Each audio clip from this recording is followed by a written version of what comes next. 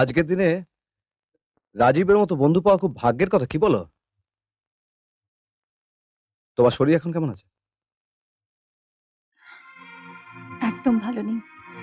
আমি জানি, আমি তোমার কাছে নেই বলে তোমার মন মেজাজ ভালো নেই, কিন্তু কি করবো বলো, এছাড়া তো কোনো উপায় ছিল না।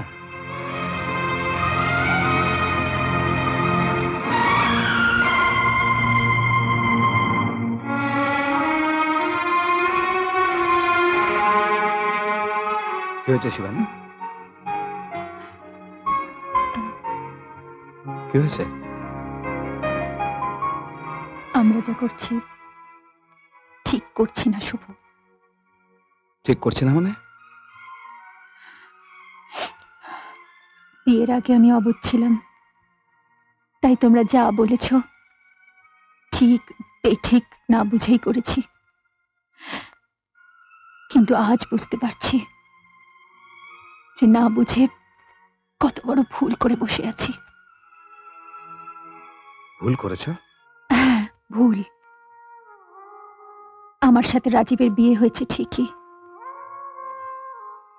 কিন্তু আমি তো শুধু রাজীবের স্ত্রী নই, আমি তো এখন কোটা ব্যানার্জি পরিবারের পুত্রবধূ। শিবানী, রাজীবের মা, বাবা, ঠাকুমা আমায় কত ভালোবাসেন, স্নেহ করেন। দেখো দেখো শুভ, আমি আমি রাজীবের সাথে সব সম্পর্ক ছিন্ন করে দিতে পারি, কিন্তু কিন্তু এই ব্যানার্জি পরিবারের সাথে আমি নাটক করতে পারবো না।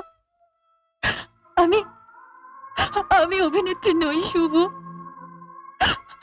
আমি আমি ওদের সাথে সব মধুর সম্পর্ক ছিন্ন করতে পারি না।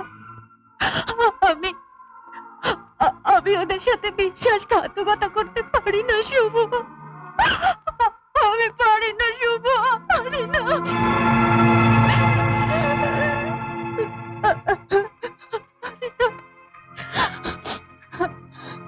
না জেনে আমি অনেক বড় অপরাধ করে ফেলেছি। এরপর যদি সব জানাজানি হয়ে যায় তাহলে বুড়ি ঠাকুমা তার নাত বউয়ের কাছ থেকে এত বড় আঘাত সহ্য করতে পারবে না শুভ, পারবে না। জানো শুভ, আমার শ্বশুর আমাকে মেয়ের মতো ভালোবাসেন, আর আমার শাশুড়ি আমাকে মায়ের মমতা দিয়ে ঘিরে রেখেছেন।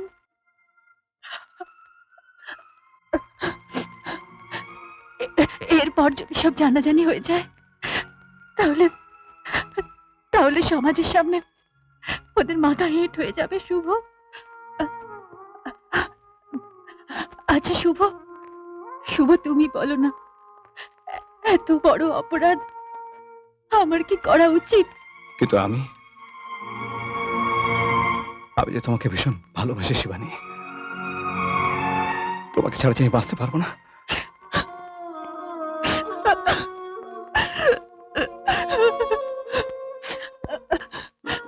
এখন তাই মনে হচ্ছে শুভ, দেখবে দেখবে সব ঠিক হয়ে গেছে, কিন্তু কিন্তু আমায় দিয়ে তুমি এত বড় পাপ কষ্ট করিও না শুভ, করিও না।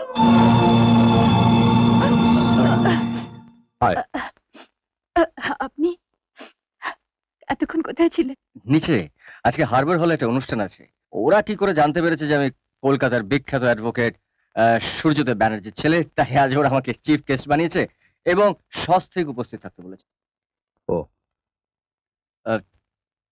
তোরা দুজনে তৈরি হয়ে নে, আমি তোদের জন্য হলে ওয়েট করছি। ওকে, বাই বাই। তুমি একটু বাইরে যাবে, আমি তৈরি হয়ে নেব। ও হ্যাঁ, নিশ্চয়ই।